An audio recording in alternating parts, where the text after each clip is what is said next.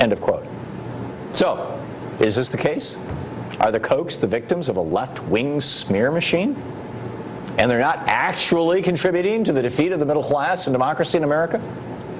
Luckily, Lee Fong, reporter and blogger at Think Progress, who has done extensive research on the Kochs, and Robert Greenwald, activist, filmmaker, and founder of Brave New Films, whose latest campaign targets the Kochs dealings, have read this Weekly Standard fluff piece, and they join me now to tell us the truth about what's going on with the Kochs.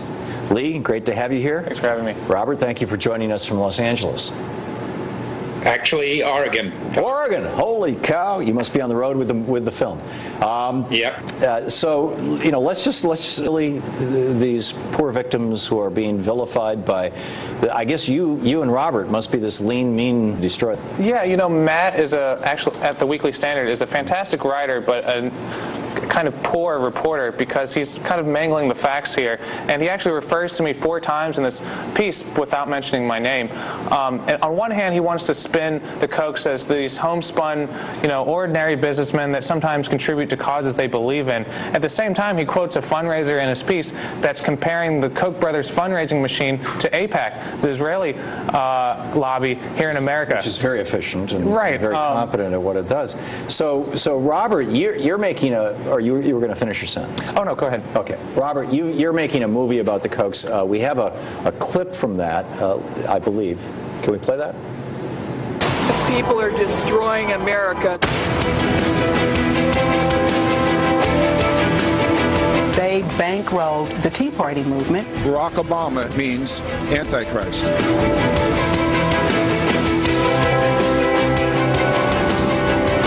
Global warming is probably the greatest hoax ever perpetrated on the American people.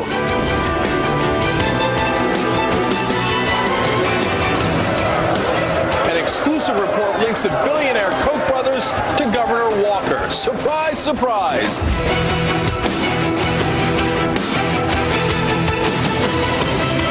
I have not yet begun.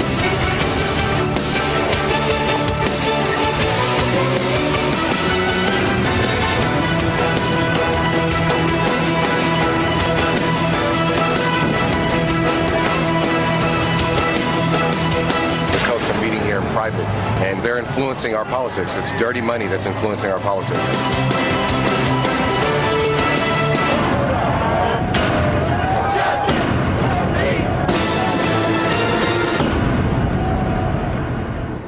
So, Robert, brilliant piece of filmmaking. Tell us the story of your film here, revealing the Kochs. Well, first of all, with Lee on the show, let me say that everybody owes Lee and Think Progress an enormous debt of appreciation and gratitude. He's done just extraordinary work in researching, exposing, and getting all of our attention. So I want to thank him, and if I had a hat on, would tip it to him and say, job well done, and we look forward to a lot more. What we've done at Brave New Foundation is we've decided, based on Lee's research, Jane's research, and we've had 4 researchers working for the last 3.5 months on this, to do a series of short videos exposing each of the different areas that the Koch brothers spends their hundreds of millions of dollars using. And they use their money very, very smartly. We see how they finance ideas. We see how they finance grassroots groups. We see how they finance pundits who go on television. We see how they finance politicians. We're going to connect those dots for people. We're going to help people understand and use these videos for organizing tools, for rallying around the issues that the Kochs are doing their damnedest to use their money to convince people that they should be working against their own self-interest. And in fact, ironically, as the article points out, working to help the Kochs make billions more. Yeah, Lee, to that issue, to what extent the Kochs clearly, if the numbers in Robert's documentary, just the little clip we saw, 30 million spent here, 10 on what was it, funding political campaigns, or 10 million spent on lobbying.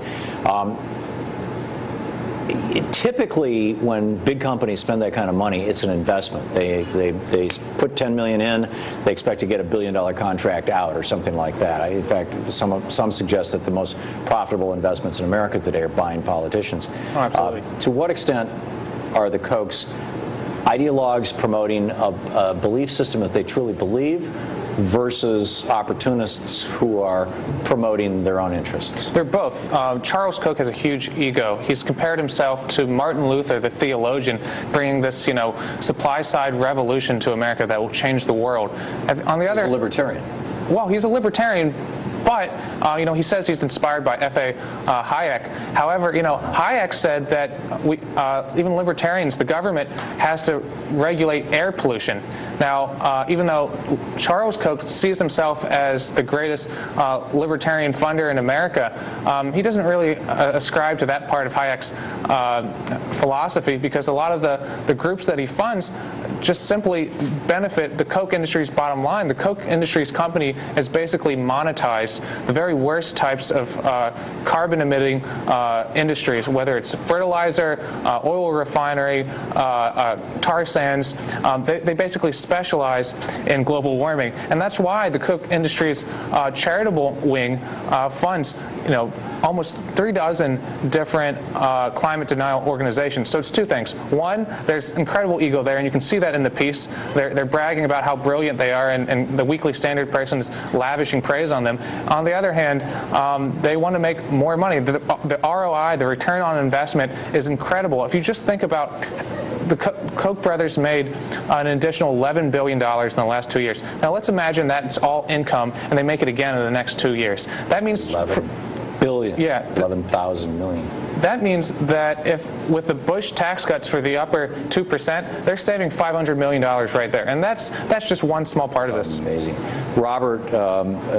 To what extent are your films focusing on the connection between the fact that not a single freshman member of the House of Representatives believes in global warming, and most of them were elected with money that may have been connected to the Koch brothers, or at least with ideas that originated with the Koch brothers?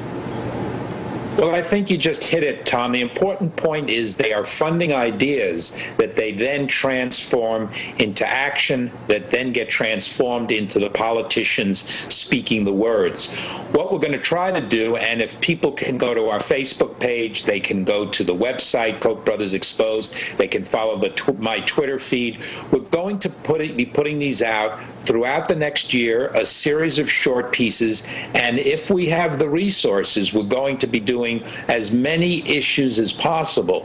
One of the reasons that people other than Lee and Jane haven't taken on the Kochs is the size and scope of this is so extraordinary. They have so many organizations and so many people they fund, and they use their foundations in so many different ways that just getting a handle around it has truly taken us months and months. But boy, have we got some strong video coming up, and I'd love to go into detail about all of it, Tom, but we know the element of surprise is going to be critical here. We've been attacked. We'll continue to be attacked. They've attacked Lee. So if people want to get those videos, and we're going to need everyone's help. You've been an extraordinary ally. Your audience has been. The activists have been. It's going to be a very, very tough fight. So get over to the website. Robert, Lee, gentlemen, thank you both. Thank you for having me. Great work that you're both doing. I'm honored to be associated with you. The Kochs have existed in the shadows for too long. Now, thanks to great work by Lee Fong and Robert Greenwald, the American people are starting to see exactly how these billionaires are strangling our democracy.